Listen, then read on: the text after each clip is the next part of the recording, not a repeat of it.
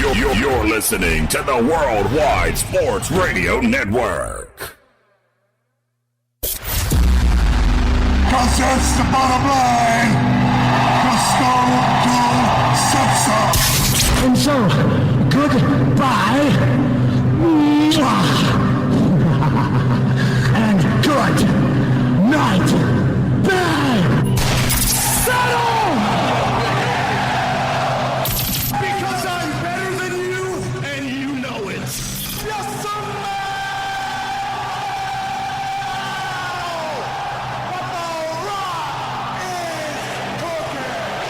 Now welcome to Off the Mat with Alex Lowe's and Josh Silverberg.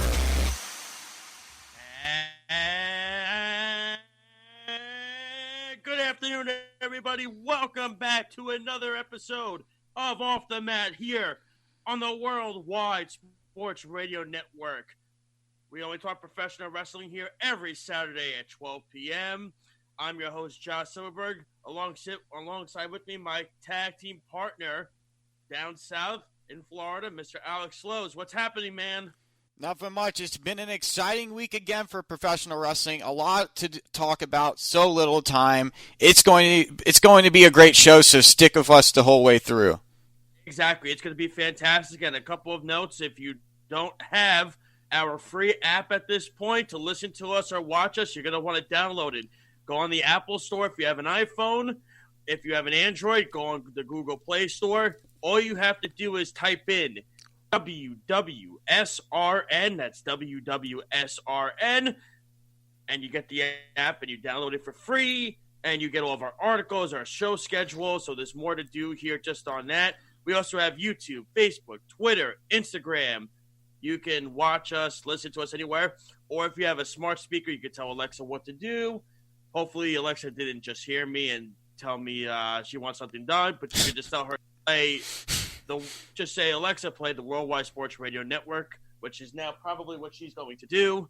And that's exactly what I knew she was going to do. Alexa, stop. But you can tell a smart speaker what to do, and that's how you can hear us. So there's so many different platforms for you, all the fans out there, to hear us, to watch us.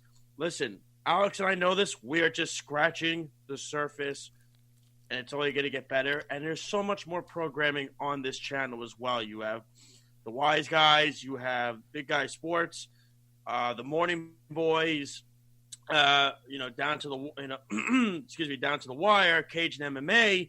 So there's so many more sports. And don't forget the Weekend Crunch every Saturday at 7 p.m. with our man, the man in charge of the station, Mr. Errol Marks, along with Eric Coleman, former NFL player. They have a big guest on tonight. Tony Richardson, former fullback in the NFL, is going to be with them. So you're going to want to tune into that 7 p.m. every Saturday night. All right, Alex, let's get into it, man. Let's do it. Let's start with New Japan. Also, really quick, the fans always want to know, Josh, what shirts do you have in the background this week? We're going top 5 tag teams in the world today. So I decided to go the tag team route. I got the Lucha Brothers to my right. And then on my left, I got the Briscoe Brothers. So you can't go wrong with that. Alex, you got your Bullet Club shirt on. And then I'll move my mic out of the way because of the nostalgia. I got this in the Pro Wrestling crate, man. The Brain Busters, Arn Anderson and Tully Blanchard. So you can't go wrong with that at any point. They gave me 2 shirts in that crate, actually, Alex. They gave me that one, and they gave me an FTR shirt. That's pretty cool. So I'll wear the FTR one for you next week because I know you're a big FTR fan. Awesome. So, let's get right into it. New Japan happened. Dominion's out of the way, and we're on to our next show. But boy, oh boy, when we got on the air on Saturday, Alex, it was Evil turning on LIJ, going into it, beating up Tetsuya Naito. And then what does he do? He also brings Dick Togo with him. And they've now joined the group in Bullet Club. Evil is now the double champion, winning the IWGP World Heavyweight Championship and the Intercontinental Championship at Dominion. What were your thoughts on Evil? We talked about Evil joining Bullet Club last week. What are your thoughts on now him winning the double gold? So I think it's amazing. It was very unexpected. At first, I did not think Naito would lose to Evil. I thought Naito would actually put away Evil and retain the championship, but that's not how it went. And Bullet Club is now back on top. They are now probably the number one faction in New Japan again. And I can see Evil being a great leader for Bullet Club, definitely. I could see him leading Bullet Club to a lot of victories and really giving them strategy and momentum. Absolutely. Look, I said it on the show last week. The thing about Bullet Club was the fact that, you look at all the factions that are in New Japan, okay? So Chaos has Okada, Suzuki-gun has Minoru Suzuki, and LIJ has Tetsuya Naito. Okay, they all have leaders in the group. The problem with Bullet Club was it was a lot of jobbers, kind of like, Gato and Jado. Taiji Ishimori is really good, but I don't think he's leadership material. And you had Yujiro Takahashi. The thing is, Alex, all their leaders are quarantined right now because, Jay White is in Europe, so he can't travel. Kenta had just gotten to New Japan, so he was still living in Orlando because he was contracted with NXT. So he hadn't moved fully to Japan, so he was in Orlando, so he can't travel. No. And then, of course, you got Tama Tonga, who's also in the United States. He can't travel either. Those are the three leaders of the Bullet Club, and they were not a part of it. Bullet Club had a group that was kind of a, they were a group that were a couple of jobbers in it, nothing special. They needed leadership quality. They needed somebody. Exactly, they definitely did. Yeah, you don't know how long this quarantine's going to last. No, you don't. You don't, and I was talking about it with my friend Lyle Gillen, who I believe he said he's going to call later today. You know about Lyle, Alex, and you can listen to us on Takedown Breakdown every Sunday night on YouTube, as well as on 90.3 WHBC at 11 p.m. on Monday nights. So we were talking about it when we did the show last night, and I asked Lyle, and I said, who do you think would be do you like the idea of Evil being the guy? Because at first I thought Sonata would have been kind of cool as being a leader of Bullet Club. But then Lyle made a great point, Alex, when he said Evil was the first recruit to LIJ. He has a longer history with Naito. I think it adds more to the story. Whereas Sonata was more newer to LIJ. So it was a good idea to make Evil the guy over Sonata. You pretty much made a mid-card tag team wrestler into a double champion, and you made Bullet Club really relevant again. That's essentially what you did. Definitely, and you're right about Evil being the longest member in LIJ, because as long as I can remember, when I first started watching New Japan, he was there. So that was 2 years ago for me. Yeah, he was the first recruit by Naito. He was, like I said, it would have been cool if Sonata did it, Alex, but I look on it and I say, you know what?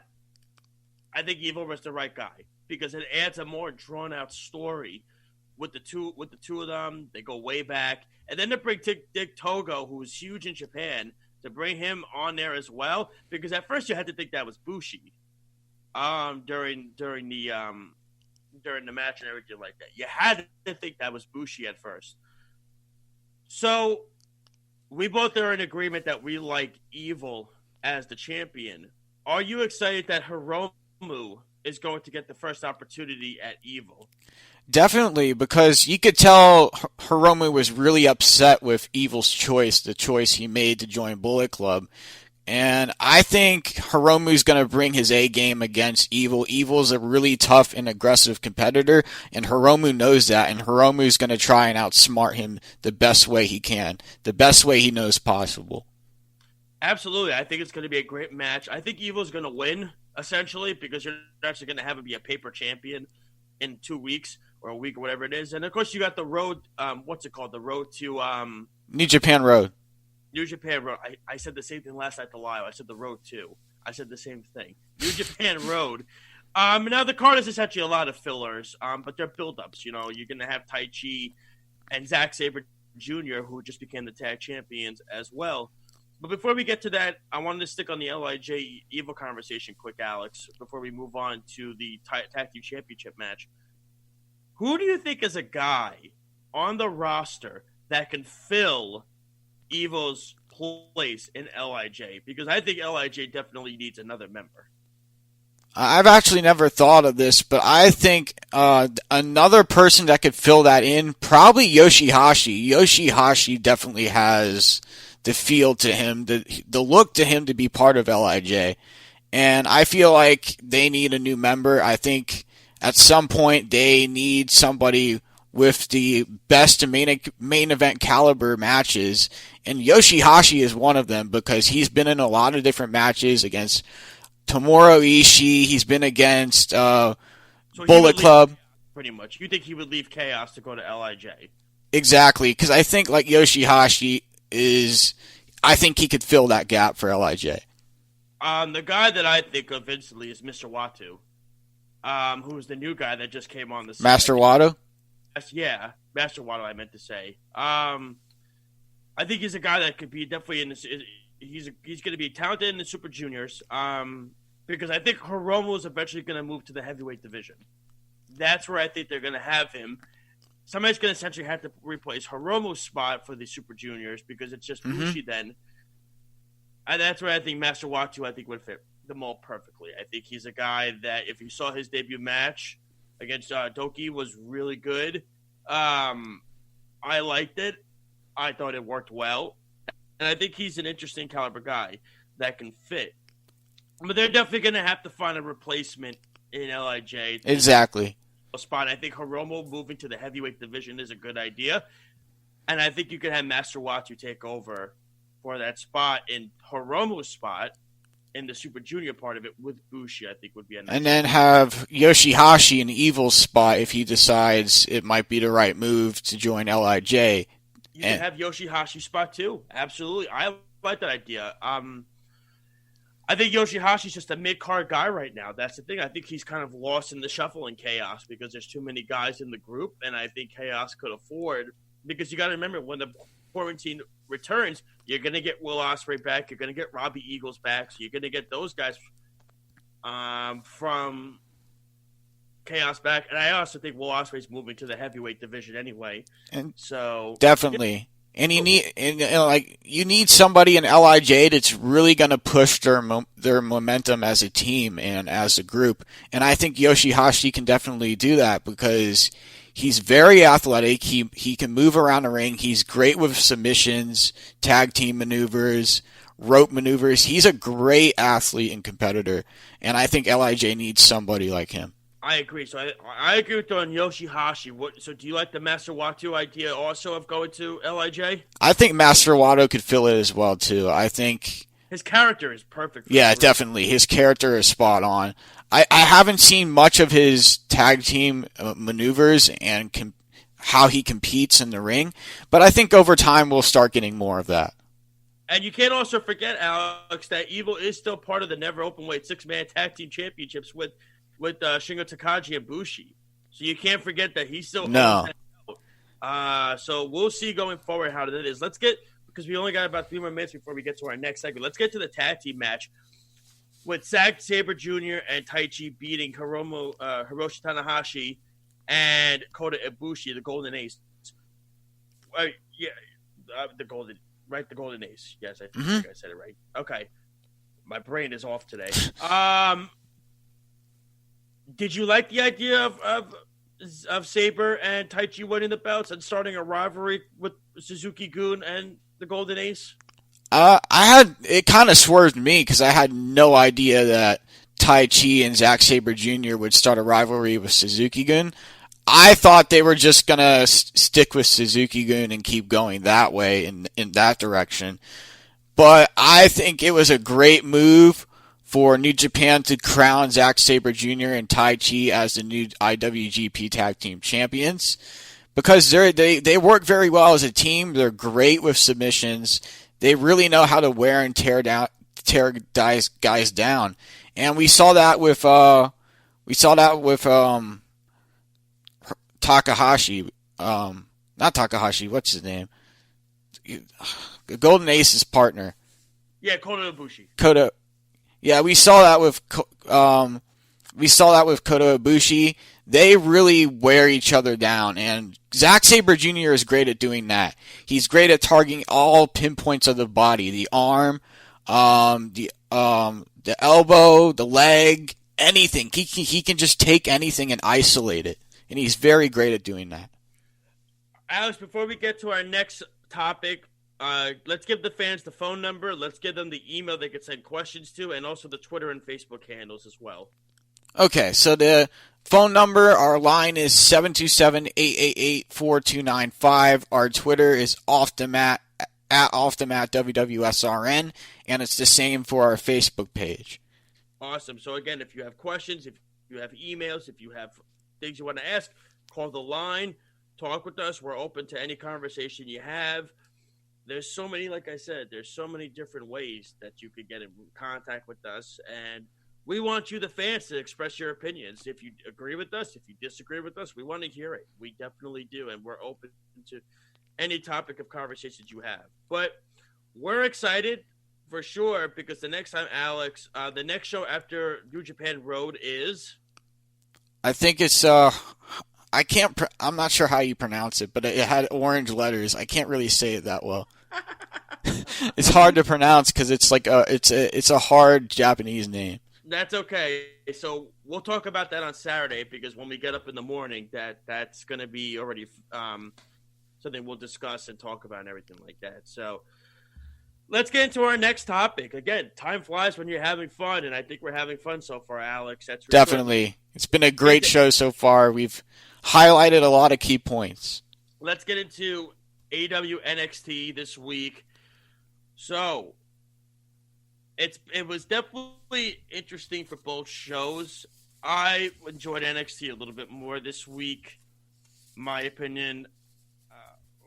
Let's get into AEW first, because there's a lot to digest from both shows. You had the finish of the main event with Brian Cage and Jon Moxley, which I was not a fan of that ending. I thought that was a terrible ending. It wasn't really a great ending. Not good. You had Nyla Rose announcing Vicky Guerrero as the manager. I hated it. I did not like that at all. I thought it was dumb. You had so many other people you could have gotten. One name I thought of instantly was Medusa, who I thought Alundra Blaze would have been a great idea. But then let's start with the heel stuff. Let's start with Cody versus Sonny Kiss. And Cody was doing a lot of, once again, I keep saying it every week, Alex, you get that Four Horsemen feeling. Mm-hmm. You get that vibe. Get that vibe big time. What were your thoughts on the match? What were your thoughts on the way Cody was acting, taking the turnbuckle off, beating down with the open fist to Sonny Kiss, and Arn Anderson yelling at Cody? So I loved every second of that match. I loved Cody's aggressiveness and the side he was showing, because we don't see that side too often of Cody. And Sonny Kiss, he brought his best performance ever, I think, for a championship title that I have seen so far in AEW. And I think one day he's definitely going to be a great champion, either a TNT champion or an AEW champion. He just has that fit to him, and he's really athletic. We saw what he was able to do in the ring, and he can really move around. And Cody had a hard time keeping up with him a bit. Mm-hmm. Absolutely did. And a lot of things you noticed too. You noticed Cody exposing the turnbuckle, right? So we saw that. We saw as well, the other big thing that we did was the crazy thing, Arn Anderson yelling at Cody, mm-hmm. basically saying, "What are you doing? What are you doing? What are you doing?" Now, the first thing I think of is when I look back a couple of years ago when Cody first joined Ring of Honor. Steve Corino, you know who Steve Corino is, right, Alex? I've heard of him, but I haven't seen any of his matches. I've heard of the name before. He was a former superstar in wrestling. He had a rivalry with Dusty Rhodes. He said to Dusty Rhodes in a promo, "I never respected you, and I never will." And Cody took the initiative of looking back at something and saying to Steve Corino, "I'm going to tell you what you said to my father. I never respected you, and I never will." So clearly Cody holds grudges Because if you look way back in the 90s and the late 80s, Arn Anderson was supposed to team with Dustin Rhodes and Dusty Rhodes. And what he did was Arn Anderson turned on them and basically said, I will never team with the Rhodes. That's never going to happen. And people say, well, what does that have to do with Cody? Well, I think Cody can use that because Cody, when he becomes part of the Four Horsemen, because I thought Arn was going to be a part of it at first, but clearly Arn was getting upset with Cody doing what he was doing. And you saw Tully in the stands going, I like what he's doing. Yep, Tully was taking notes, watching everything that was unfolding. Yes, he was. So I look back at that and I say to myself, Cody can use something like that in the future because with the way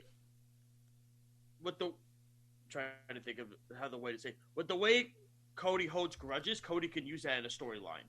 You know what I'm saying? Like, definitely. Cody can look back and say, you turned on my brother and my father, so I decided to turn my back on you before you did it to me.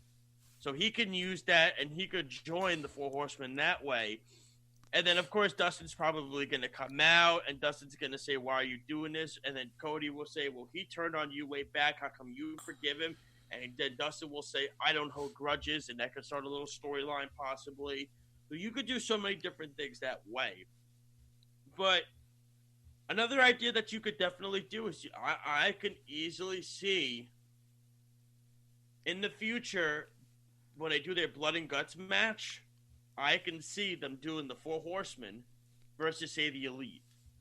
Hangman, Kenny Omega, and the Bucks versus the Four Horsemen of FTR, Shawn Spears, and Cody. Because I think that's eventually what's going to happen. I think Cody's going to have a rivalry with the Elite. Clearly, FTR is going to have a rivalry with Kenny and Hangman. You could see that. And when you think of Blood and Guts, which is supposed to resemble what, Alex? The War Games match? That's essentially what it's supposed to resemble. Definitely. When you think of War Games, you think of what group? You think of the Four Horsemen. Exactly. For the original ones. And I think that's a creative way they could go with this. I think that's something that they can do. You could take that. And I think when they get it to us, when it's going to be at when they do this, I would say they're going to do this at All In. That is essentially, or whatever they pay, All In or All Out. I think that's essentially when they're going to do it. I think that's when they're going to do these turns. When they do it, it's going to be crazy though. And I think an underrated guy in this group is Shawn Spears. I think Shawn Spears is going to be so underrated in it. And the cool thing too is if they do FTR, Shawn Spears and Cody, Alex, is those are four guys that have had similar, things happen in their life. Mm-hmm. They were both cast-offs of the WWE. They were all four of them were cast-offs. FTR, Shawn Spears, Cody Rhodes. They were all let go by WWE. They left, and they've become successful. So there's a common bond with the four of them together. And, of course, really quick, I know I'm taking it up, with the Four Horsemen, you had the Four Horsemen. The original one, of course, you had Tully Blanchard, Arn and Ole Anderson, and Ric Flair. But there was one guy that would always – who was the fifth guy always in the Four Horsemen? It was J.J. Dillon. Tully Blanchard can play that J.J. Dillon role of being the manager, and I think it would be so good when they do it. It's going to be perfect timing. I can't wait. I'm excited for it. I literally just planned out their entire Four Horsemen faction in about 2 minutes. Mm-hmm. What do you think of that one, Alex? Did you like that whole thing I just did with the whole let's plan? I can work for creative. Definitely. I think you're gonna be spot on with your prediction. I have a feeling it's going to happen that way. I think it's now do I think it's going to happen, Alex? I think it's the perfect way to do it. I think it's I think when you see it, I think you're kind of they're kind of planting the seeds with FTR and of course Hangman and Cody with Kenny. And then I think when Cody turns, I think it's going to be to a point. This is what I think is going to happen. I think Cody's going to help FTR win the tag team championships against Kenny and Hangman. Mm-hmm. That's what I think is going to happen. Yeah, and then Hangman and Kenny are going to get into an argument, and we're going to see all that unfold. don't know. I mean, I could see that, but then another thing I could see is when Cody does it, I could see at the entrance ramp, I could see Tony Blanchard giving a clap like this. You know what I mean? Doing that, shaking the hands of Cody like this. Out comes Shawn Spears because, they had a rivalry. Bygones be bygones. We're not going to hold grudges like that with Spears and Cody, and we're going to form our 4 horsemen, and that's the way to do it. And I think it would Definitely. be great. And although Kenny did plant seeds too about being a heel this week. Yeah, he definitely did. After the match with the Jurassic Express, he beat up Marco Stunt. Mm-hmm. Yeah, it was very interesting. He unloaded on him, and that's something we've never seen Kenny do after a match. Normally, he would shake their hand or just give them a good, proper respect thing and then walk off. But this time, he just went full force. Yeah, I agree. So we got about 5 more minutes before we go to commercial. So let's do the duo of NXT, Alex. What did you think of NXT this week? What'd you like about it? Did you like Dijakovic stuff and everything? Oh yeah, I love the Dominic Dijakovic thing. Keith Lee has massive respect for him. They came up together in NXT. They've been there since the start with each other, and they really put on a great match. It was very good. Keith Lee's promo before that match was very spot on and really heartfelt, and it really showed how much appreciation Keith Lee has for the NXT universe and NXT as a brand. And he really made that connection with the fans. And he even said the fans welcomed me in with open arms, and I really appreciate that, because without the fans' support, I would never be at the level that I am at now. And then after that match, was it before or after? I think it might have been before, but Dominic Dijakovic was in the back, and Karrion Kross came out, and they were face to face. Dominic Dijakovic shoved him, and they got into a big scuffle and fight. But we didn't see a lot of that because the camera was kind of shaky and movie, and I think that's what they were trying to do, is get the Karrion Kross perception over, and they really did that this week. Yeah, and they're fighting each other next week on NXT.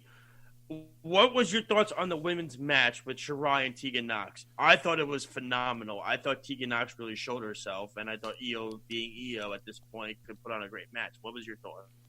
I thought Tegan Nox gave her best quality performance ever. She's a really great competitor in the ring, and she really showed that she has the skill, the never say die attitude. She never wants to give up or back down from a fight, and she really gave her best effort throughout the whole match. And Io Shirai, she was great in the match too. She really put on her best quality performance as the NXT champion so far. And next we're going to see Dakota Kai and Io Shirai go face to face, and I believe that's going to happen next week. Yeah, I think that's going to be, that seems to be the next thing. I liked NXT a lot this week. I thought they planted the seeds for a couple of things. I thought, seeing Io and Dakota Kai going face to face is going to be good. Dijakovic and Karrion Kross are going to be next week. I mean, look, let's call it like it is. And also, you're going to get Dexter Lumis versus Killian Dane next week. Let's call it like it is, though, Alex. Neither show, the ratings-wise, and I know that Chris Jericho did the whole ratings thing, which was funny, and everything like that. Neither show, in my opinion, is getting the ratings they both expected. No. This is a pandemic we're in. This is a situation where we see this is a situation where I think both shows should be killing it. There's nothing else on television, yet they're barely reaching about 850,000 viewers. And that's a problem. It definitely is. And NXT and AEW, sometimes they score the same viewership, or they score a few numbers off. Yeah, for sure. They do. That's absolutely right, man. I mean, you look at the situation. The thing is, NXT is getting the 55 and over age group. AEW is getting the 18 to 35 age group, which is That's where you and I fall in. Alex, you're what, 22? I'm 29. So we fall into the 18 to 35 category. And that's really the situation that when sports comes back, I mean, Alex, you know this as well as anybody. Your dad's the radio announcer for the Washington Nationals. So, you know, when sports comes back, it's their viewership's going to get hurt even more. You're going to have baseball, basketball, and hockey back in about a week or so. That's going to hurt them even more. This was a situation where I think they didn't take advantage of it in either show. And I think they're going to rue the day that they do. Look, they both have TV contracts, so they're not going anywhere. But, you know, we'll see. I think, in my honest opinion, I think they missed the boat. Both shows did.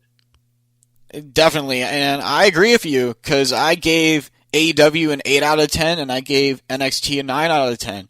So both shows had great expectation and high caliber matches, but they didn't really meet the requirement of most of what the fans want to see. Exactly.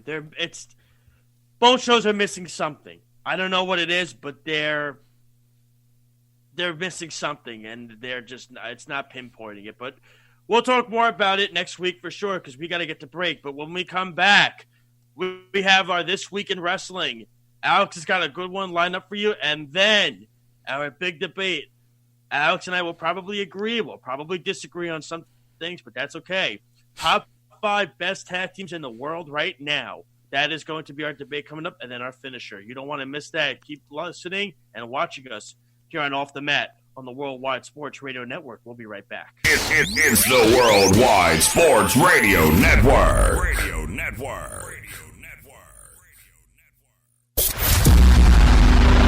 Everybody's got a price.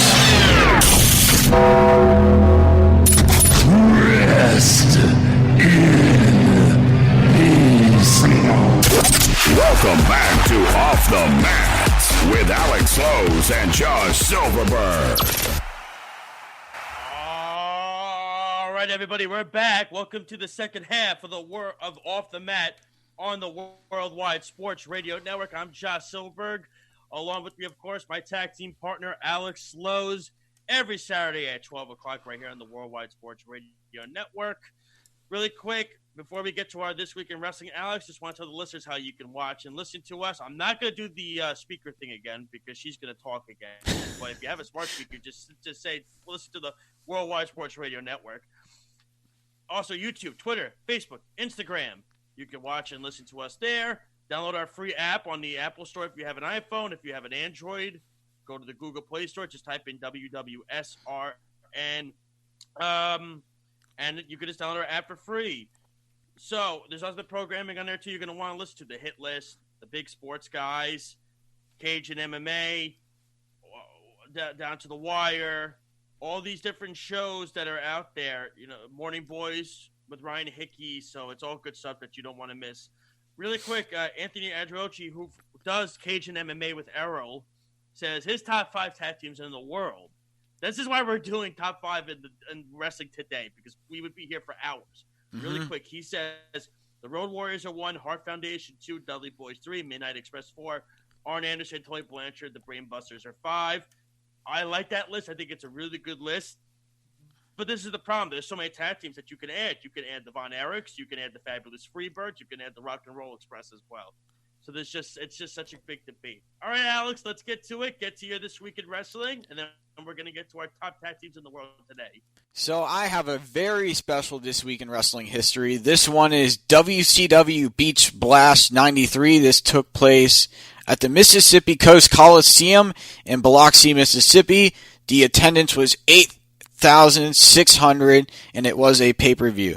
So the first match was Paul Orndorff versus Ron Simmons for the WCW World Heavyweight Television title, and Paul Orndorff defeated Ron Simmons. Then we had Too Cold Scorpio and Marcus Bagwell defeat Shanghai Pierce and Tex Slazenger. Lord Steven Regal defeated Eric Watts. Johnny B. Bad defeated Max Payne. Brian Pillman and Steve Austin defeated Arn Anderson and Paul Roma for the WCW World Tag Team titles. Dustin Rhodes defeated Ravishing Rick Rude in a 30-minute Iron Man match for the WCW United States title. Ric Flair defeated Barry Windham for the NWA World Heavyweight title. And then the main event was Davey Boy Smith and Sting in a tag team match, defeating Big Van Vader and Sid Vicious.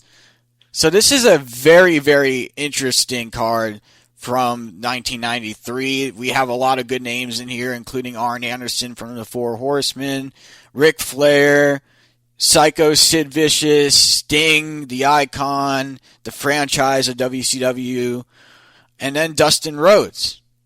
For sure. And there's even more. You got British Bulldog, you got Vader, Johnny Bean Bad, who wound up become Mark Marrow in WWE.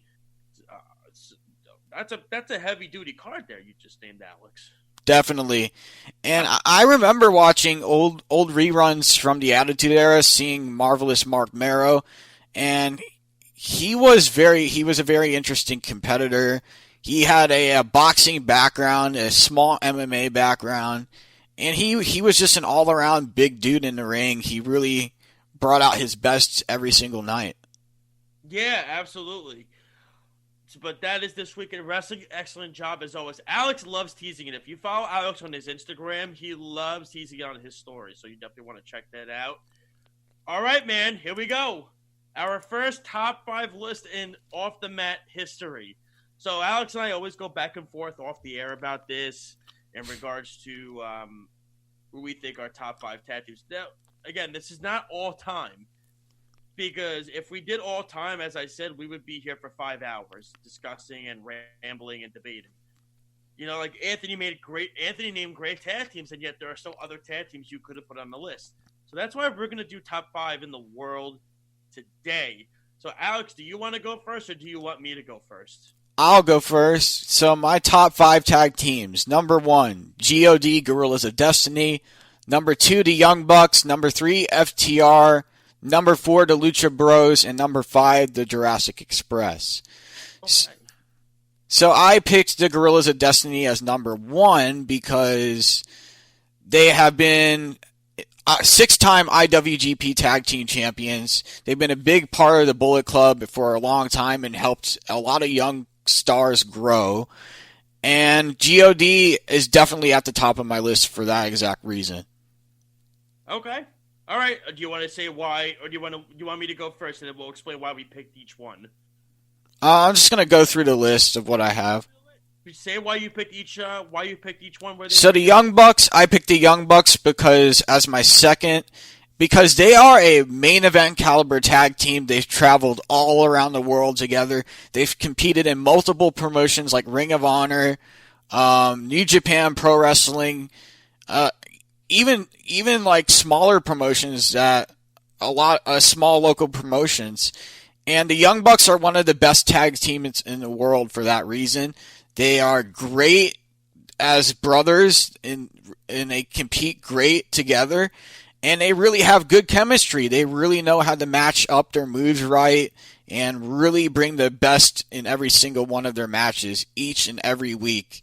And the Young Bucks have held many titles and accomplishments in New Japan and Ring of Honor for sure. The Young Bucks have helped shape the wrestling world into what it is today with Cody, Kenny Omega, a lot of big names, a lot of big stars in this industry for sure.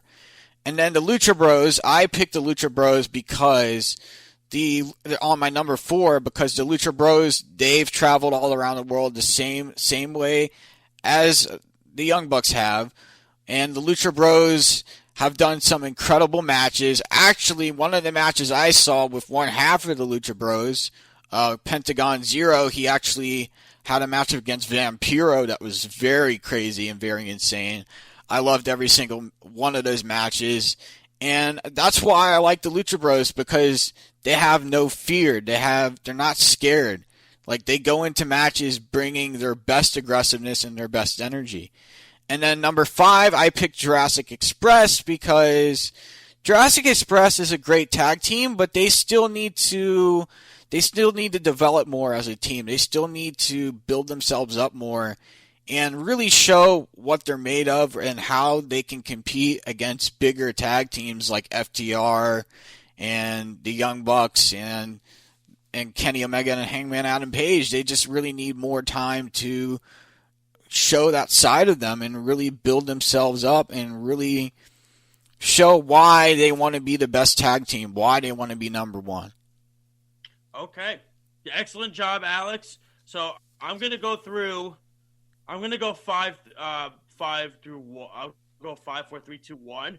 On what I'll do is I'll explain each one why I put them where I put them, if that's cool with you. And then we could discuss and debate and everything after. Some of them you did were really good. Some of them I agree with you. Some of them you'll be shocked to see what I have. So I'll start from number 5. Number 5 for me, I have the New Day. The New Day, I think, is such an underrated tag team. Could their gimmick be annoying at times? Absolutely. But here's the thing about the New Day. They have a former WWE champion in the group in Kofi Kingston. They have won a total of 8 times. They have been tag team champions, twice on Raw, 6 on SmackDown. Okay. Also, Kofi Kingston in 2019 had match of the year in WWE against Daniel Bryan at WrestleMania 35. When you look at what the New Day has done, they basically have brought back the style that the Freebirds had, which they brought back the Freebird rule when they won the tag team championships. You could bring them back, and you could have anybody defend them at any time. I think Big E is so talented, and I'm waiting for the singles run for him. Kofi got his due at 35 when he won the championship over Daniel Bryan, long awaited, although I did not like how he was squashed by Brock Lesnar on SmackDown. Nevertheless, whatever. And then Xavier Woods, I think, is the most athletic in the entire group. I think he's arguably the best wrestler in the group. I think he's a guy that you look back on. But they also, there's a guy that you look back on and you say, wow, he's uber talented, and he was talented in TNA when he was there and he came here. But they've also added something, and that's a different element to wrestling in the sense of they took off like hotcakes. No pun intended with the pancakes. But they really did. In WWE, they were uber popular, so talented. They did so much for the business. So that's my number 5. Number 4, I have the Undisputed Era, or as I like to call them, Red Dragon. I have Bobby Fish and Kyle O'Reilly as the number 4. And you look at what they've done. Successful in Ring of Honor, Alex. Successful in New Japan. Successful in WWE.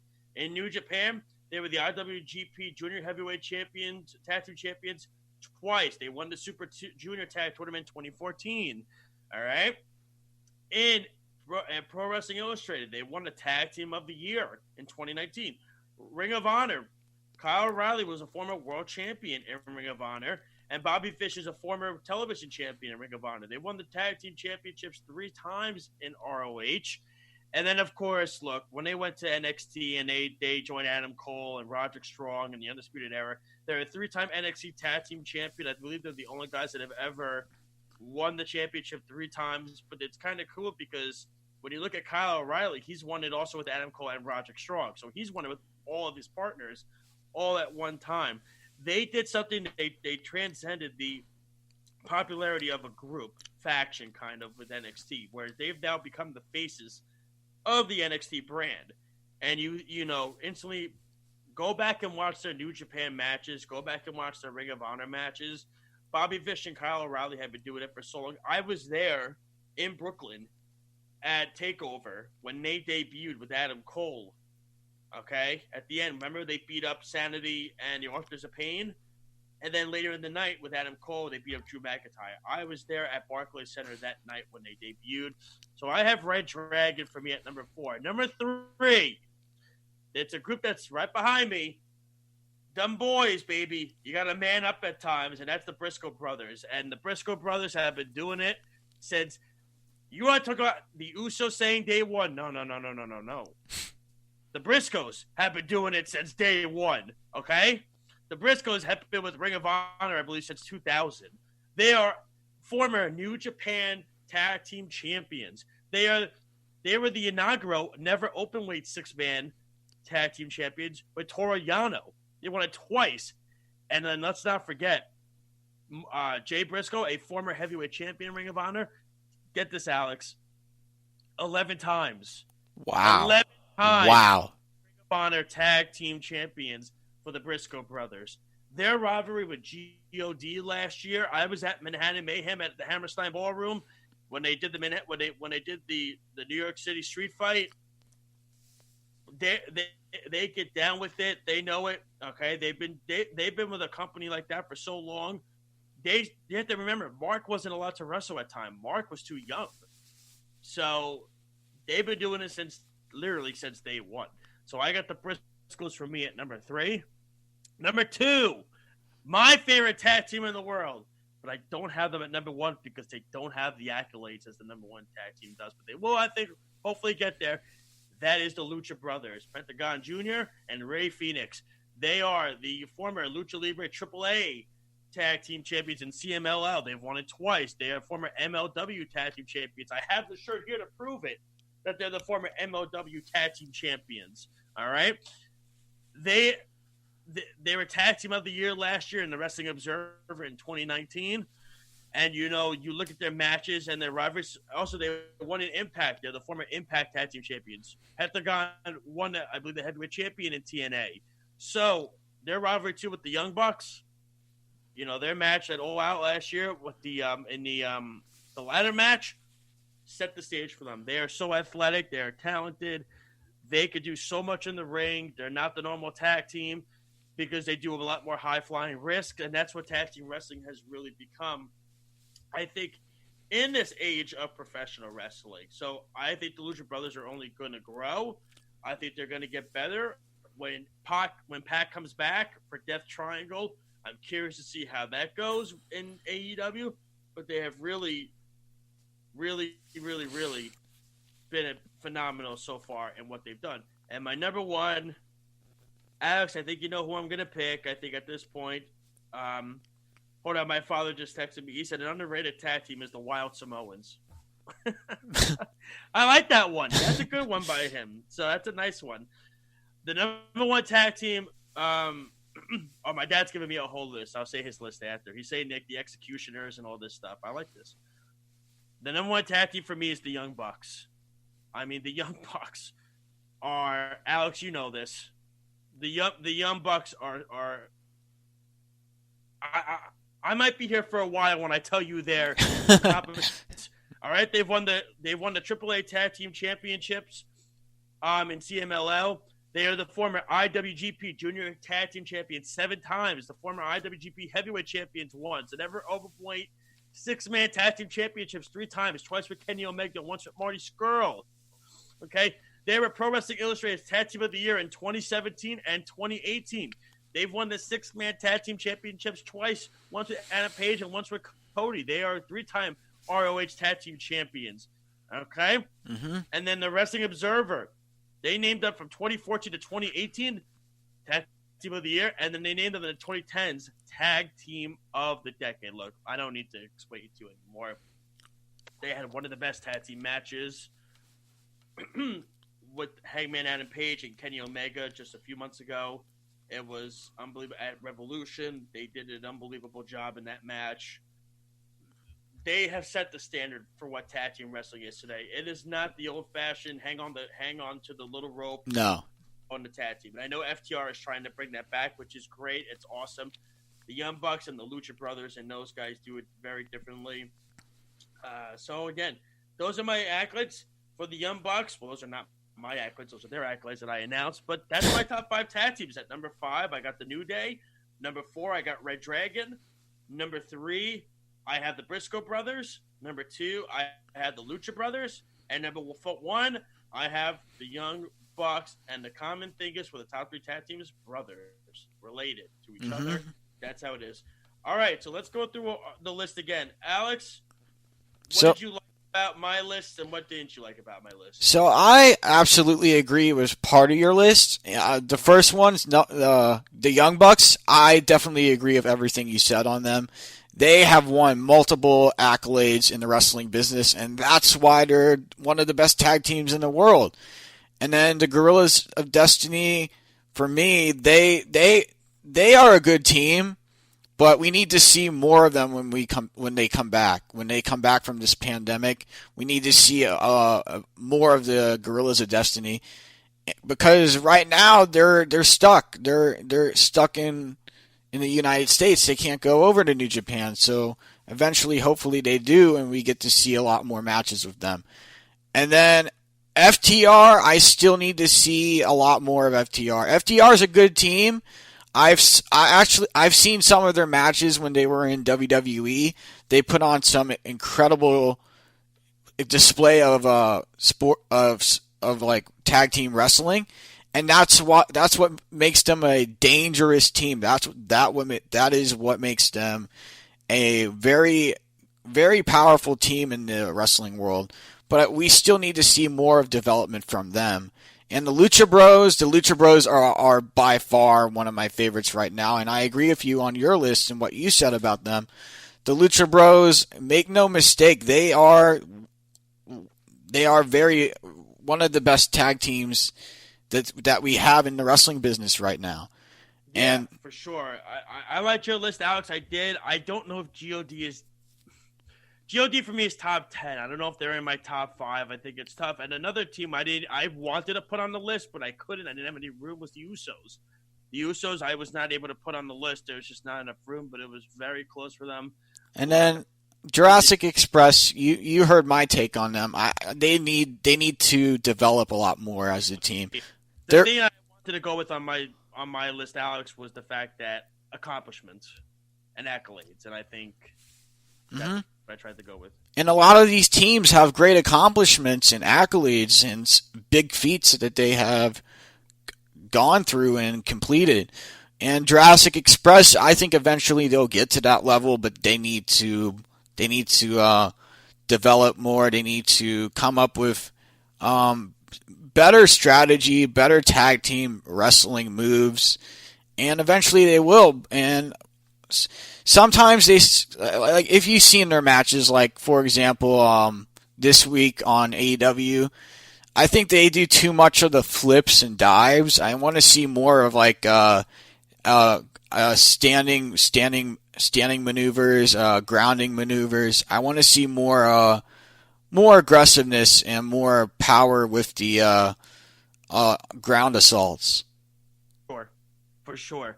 But that is our top 5 tag teams for the list for this week. I thought that was excellent. Alex, I think we should do another top 5 next week, so let's discuss it. I think we should definitely do a top 5. I think that was phenomenal. It definitely was. Alex, would you like to go first with your finishing move? So my finishing move is a report from WrestlingNews.co. So a release star, they just released their makeover and a new name. And this is a former WWE superstar, No Way Jose, who posted a video where he showed off his new look and declared he is essential and he plans on changing the narrative, just like how EC3 is doing with his character. And he's changing his name to Valens, and he wants to show a more aggressive and a more dark side to his character. And that's why he left WWE, because WWE didn't like the name change. They didn't like the gimmick he was going with. And Valens just wanted to adapt more. He wanted to make a name for himself in the wrestling business more and really get himself out there more and develop more and really grow as a competitor. Because when you're stuck with the same character and the same gimmick and a wrestling company doesn't allow you to change and grow more as a competitor, I think every wrestling promotion should be doing that, allowing people to adapt and have growth and really show different sides of their character and how they can change and develop and twist things around. And he says it's tough now because you can either go back into that character or try to come up with something completely different. And I think he did that. He did a great job of doing that. Absolutely. So excellent job, Alex, with that finishing move. Loved it. My finishing move is I got to go with NWA. There are reports that Billy Corgan, because of what's happening with the pandemic, could be shutting down NWA. And that's really unfortunate because they were really the first brand to go onto the YouTube set itself and just do the show straight on YouTube. If they do shut down, there are so many free agents that could go from NWA, like a Nick Aldis or a Camille or Eli Drake. So many guys, so many girls, talented. Thunder Rosa, who would be a phenomenal get for the women's division, no matter where she goes. If NWA shuts down, I would be very disappointed because I think they've really grown. They've brought back the nostalgia that is the old-fashioned set of wrestling. But again, this is what happens when the company gets shut down, And look, Ring of Honor's not doing shows right now either. So it would be very unfortunate if that were the case. But hopefully NWA can fix it, get together, and everything like that. Definitely. Because NWA's done a great job with their shows. They've had a lot of different wrestlers. And one of the wrestlers I've seen, I forget her name, but she does MMA too. And she's really good. I've seen a lot of her small clips of matches. She's really aggressive. And she's really great with her style of wrestling. And I think NWA Power is great at showing a lot of different styles. Yeah, it's great. I love it. I love the old-fashioned type of show with it too. It's awesome. All right, Alex, listen, amazing show again today. It was phenomenal. We had so much fun. Want to thank the listeners and the viewers for watching us today, for lending us your eyes and ears for the last hour. Please, please, please don't forget about our other programming that we have here on the Worldwide Sports Radio Network. We have Cage and MMA, Down to the Wire, Morning Boys, the hit list, Big Sports Guys. There's just so much that we have. Follow us on YouTube, Facebook, Twitter, Instagram. Download our free app. Type in WWSRN on an iPhone, on the Apple Store if you have an iPhone, on an Android. Do it on Google Play. You can check out our articles, show schedule, clips from the show. You can watch reruns of our show if you missed it. There is so much that you could get to and everything like that. And don't forget to check out the other show that I do. It goes up on Sunday nights, Takedown Breakdown, myself and Lyle Gillen every Sunday night. You can just type in Takedown Breakdown Radio on YouTube or go to TB Radio _ on Twitter. Alex, really quick, if you want to do the Twitter feed and the Facebook feed one more time before we sign off. So the Twitter is off the mat at off the mat WWSRN, and it's the same for Facebook. So at off the mat WWSRN. Absolutely. So there's a lot of wrestling coming up this week. Listen, we didn't even get to really talk about the Brian Cage stuff that much, which is crazy. That's how jam-packed this show was this week. But enjoy the rest of your weekend, bud. You take care of yourself. I know you have family and be safe out there. To all the fans and listeners, thank you. And enjoy Wrestling Wednesday night. Enjoy New Japan this week. And we will talk to you soon. Take care, everyone. This is the Worldwide Sports Radio Network. Have a good weekend, everyone. Stay safe. It's the Worldwide Sports Radio Network.